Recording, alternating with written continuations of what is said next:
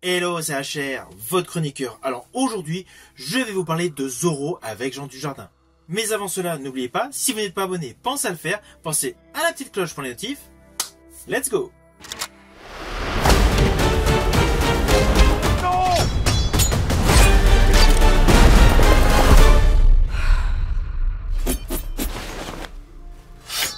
Que faites-vous ici? Je ne vois nulle trace d'oppression. Est-ce bien certain? Alors tout d'abord, sachez que je fais partie de ceux qui ont été bercés par le fameux Zorro avec Guy Williams de Disney. Lorsque j'étais pitchoun, je courais à fond vers le téléviseur pour découvrir la nouvelle aventure de Zorro. Bien des années plus tard, j'ai apprécié le Zorro avec Alain Delon. D'ailleurs, j'avais fait une vidéo concernant l'interprétation d'Alain Delon. Et plus récemment, j'ai largement aimé la version de Zorro avec Antonio Banderas, qui de surcroît avait un atout de taille, c'est que pour une fois, Zorro était réellement interprété par un Espagnol. Alors concernant le Zorro avec Jean Dujardin, actuellement forcément, je n'ai vu que 3 épisodes, que les 3 premiers épisodes, car sur Paramount+, il n'y a que les 3 premiers épisodes de disponibles. Alors c'est clair, il y a eu pléthore de versions du personnage Zorro. Beaucoup de pays ont fait des films et des séries. Là pour l'instant, en préambule, je vous ai parlé de ce que moi j'ai affectionné. Eh bien, concernant la version de Jean Dujardin, je fais partie de ceux qui aiment cette version.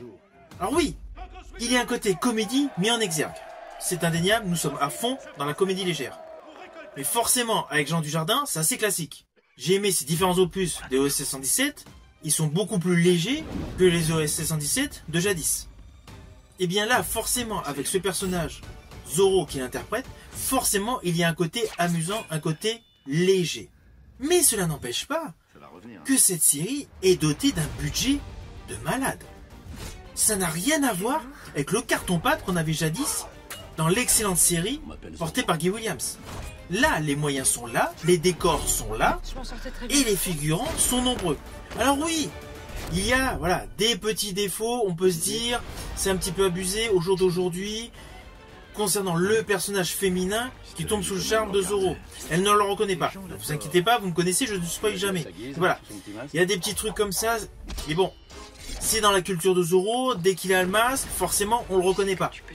Mais en dehors de ces petites faiblesses scénaristiques, on va dire, qu'on pourrait juger comme cela, cette série a largement gagné en qualité, en budget. En plus, c'est extrêmement bien tourné. Et Jean Dujardin, honnêtement, colle parfaitement dans ce rôle. Ça lui colle comme un gant.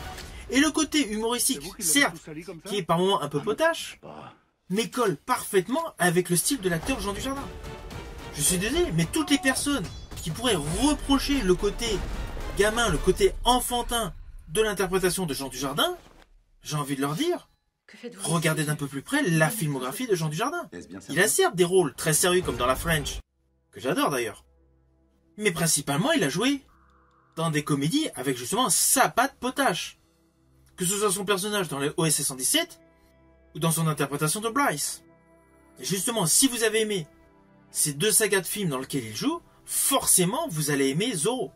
Surtout que cette série est de qualité.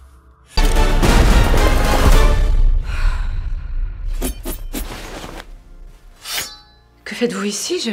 Je ne vois nulle trace d'oppression. Est-ce bien certain? Alors naturellement, je reviendrai vers vous lorsque j'aurai terminé cette série. Mais sachez qu'aujourd'hui, au vu des 3 premiers épisodes, j'ai kiffé. Je vous dis à bientôt pour une prochaine vidéo.